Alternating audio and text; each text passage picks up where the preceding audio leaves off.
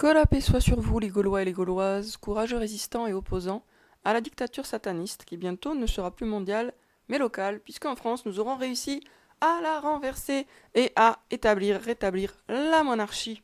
Et alors, c'est par rapport à ces événements futurs à venir que j'ai quelque chose de très intéressant, enfin en tout cas de mon point de vue, à vous expliquer aujourd'hui, car j'ai fait une découverte tout à l'heure, donc je vous raconte un petit peu ma vie, n'est-ce pas? J'avais commandé un livre sur Nostradamus qui s'appelle Les dernières victoires de Nostradamus par son interprète, un de ses meilleurs interprètes du XXe siècle, Ionescu. Ionescu est un Roumain qui a réussi à prédire très précisément la chute du communisme, très précisément à la lumière de Nostradamus. Donc il a réussi vraiment à interpréter certains quatrains très très bien, puisque finalement il a réussi il a vu juste quoi. Dès les années 50, il avait compris que la chute du communisme soviétique, ça serait pour 1991. Et donc je suis en train de lire son livre et j'en arrive. Alors déjà, le livre est très bien, on comprend beaucoup de choses. Et bon, moi derrière, maintenant, j'ai fait tout un travail sur Nostradamus. À une époque, je pensais que c'était n'importe quoi. Bon, puis après, je suis plus centrée dans le sujet. Je ne suis pas encore rentrée beaucoup, mais enfin, suffisamment pour comprendre que, mea culpa, je m'étais trompée. Nostradamus a réellement prédit le futur, oui, oui, oui. C'était vraiment un voyant, un élu, tout ce que vous voulez, quelqu'un que Dieu a choisi pour lui donner des informations vraies sur le futur. Et c'est prouvé par le fait qu'il y a certains événements extrêmement précis qui sont évoqués de façon totalement indubitable, si on est de bonne foi bien sûr, par certains quatrains. Donc par exemple, la fuite de Varennes, il y a un quatrain sur la fuite de Varennes avec plein de références extrêmement précises à ce qui s'est passé. Donc voilà, bon mais ça c'est un exemple, mais il y en a beaucoup d'autres. Alors sur le passé, c'est intéressant pour comprendre comment Nostradamus cryptait ces informations, puisqu'il les cryptait, il ne voulait pas que tout le monde comprenne. Et donc, évidemment, il y a encore beaucoup de quatrains qui restent à déchiffrer, souvent parce qu'ils font référence à des événements futurs. Et alors donc, je lis ce bouquin-là, Les dernières victoires de Nostradamus, super intéressant, qui est un entretien en fait entre Marie-Thérèse de Brosse et Ionescu. Et donc Ionescu se met à parler du proche avenir. Et là, je tombe sur un quatrain, et tout de suite, j'ai l'impression de le comprendre.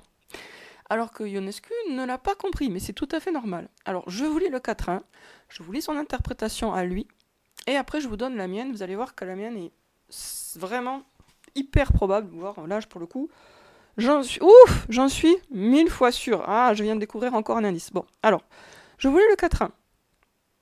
Alors, le quatrain, déjà, le numéro du quatrain, c'est déjà tout un programme, 26. Donc, 600 chiffres romains, 26. Ça, c'est le numéro du quatrain. Et déjà, dedans, il y a une bonne piste.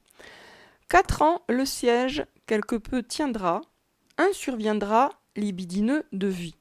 Deux points. Ravenne, Pise, Vérone soutiendront pour élever la croix du pape en vie.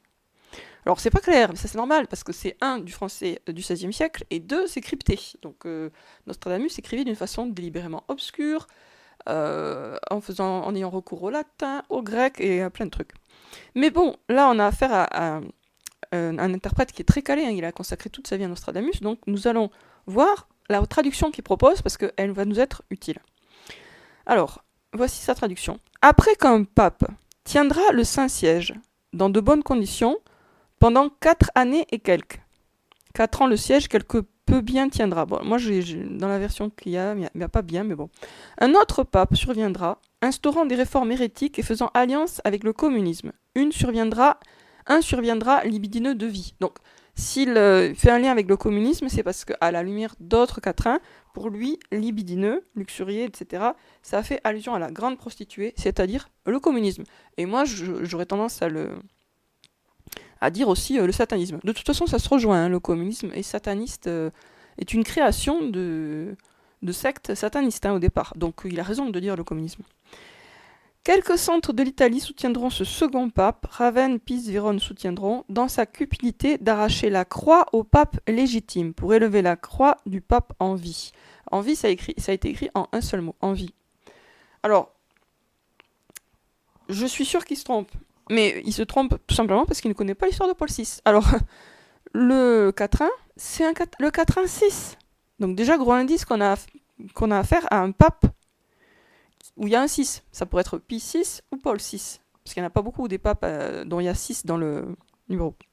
Ensuite, on le relit. 4 ans, le siège quelque peu tiendra, un surviendra libidineux de vie.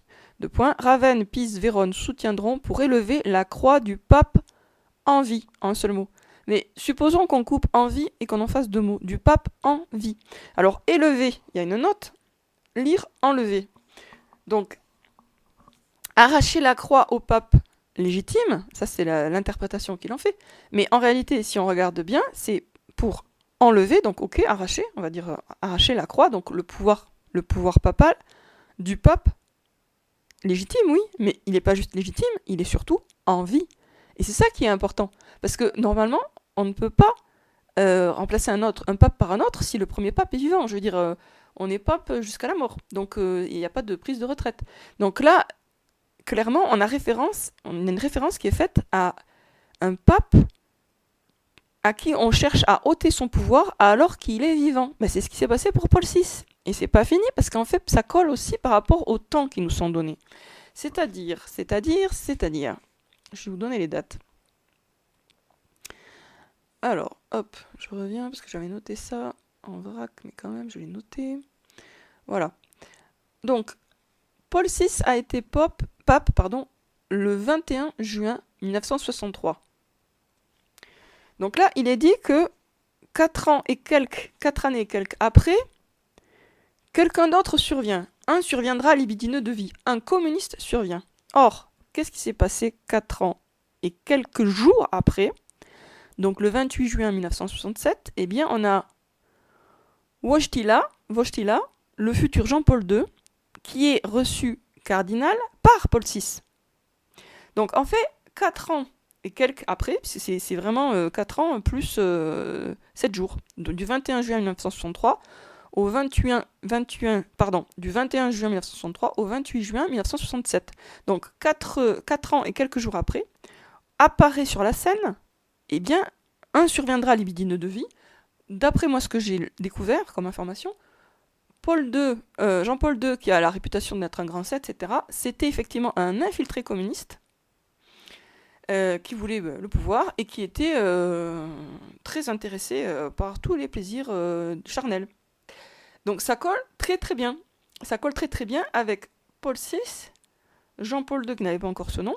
Et alors, Ravenne, Pise, Vérone soutiendront. Là, il faudrait que je cherche dans l'histoire de Paul VI, en fait, qui a comploté contre Paul VI, mais je pense je pourrais comprendre à quoi renvoient ces mots-là. Ravenne, Pise, Vérone, ça doit renvoyer à des noms précis de personnes qui étaient autour de Paul VI et qui se sont mis du côté du futur Jean-Paul II pour le dépouiller de son pouvoir alors qu'il était en vie, et donc le remplacer par un sosie, et lui essayer de le tuer. Ben, ils n'ont pas réussi. Hein.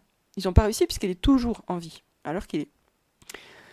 Donc je pense que ce 4-1, qui comme par hasard est le 4-1-6, ce 4-1 donc nous renvoie, selon moi clairement, à l'histoire de Paul VI et à sa survie, d'où le dernier verset pour élever, autrement dit enlever, la croix du pape en vie.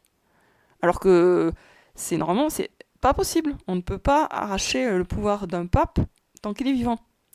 Mais c'est ce qui s'est passé pour Paul VI, qui s'est retrouvé viré de son trône papal, alors qu'il était toujours vivant.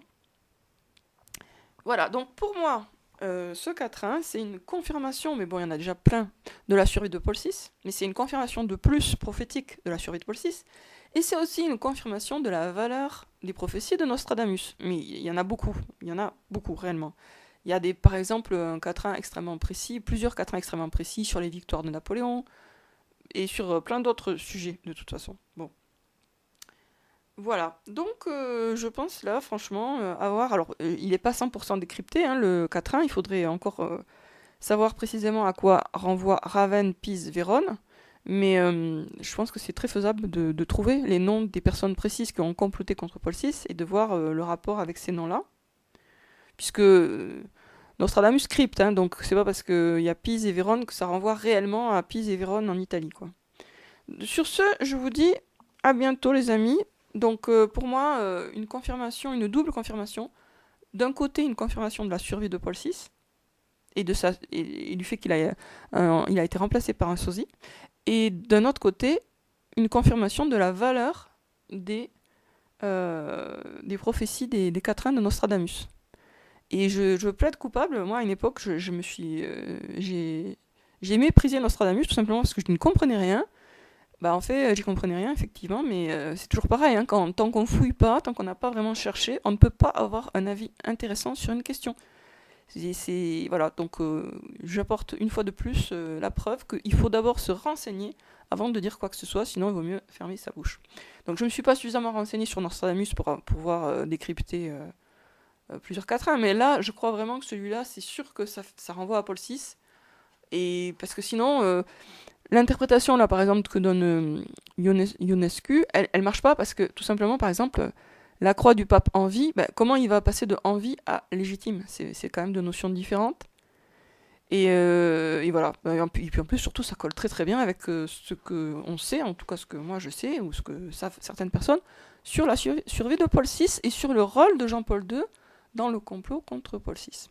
Sur ce, je vous dis à bientôt les amis.